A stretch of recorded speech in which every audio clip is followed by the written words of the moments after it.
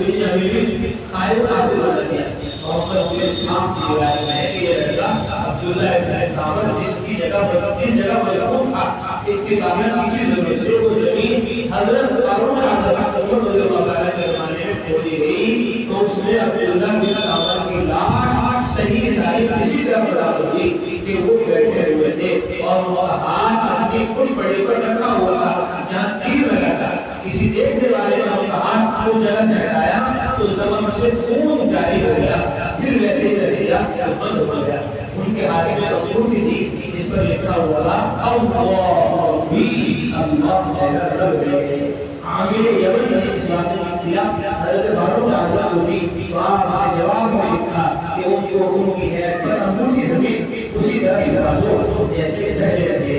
تفسیر میں یہ واقعہ مذکور ہے۔ ہم لوگ کہتے ہیں کہ کیا ہو گیا کہانی کہہ ہوا جن کا کیا کبھی سوال ہے تو ان کی سمجھ میں نہیں آئے گا، اور جن کی تفسیر پر نگاہ ہے والے سمجھ میں آئے گا۔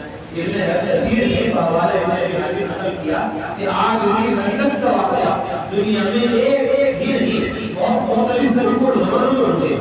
ابن ابی حاتم نے واقعات میں سے تین کا ذکر کیا۔ ایک خندق یمن میں تھی جس کا واقعہ زمانے سے میں حضرت صلی اللہ علیہ وسلم نے حضرت سے 70 سال پہلے گیا ہے۔ دوسری خندق شام میں، تیسری فارس اور ایران میں۔ مگر قرآن کریم نے جس خندق کا ذکر صورت میں وہ خندق نجران ملک یمن کی خندق ہے، کیونکہ یہی عرب کے ملک میں تھی۔ ان الذین فتنوا المؤمنین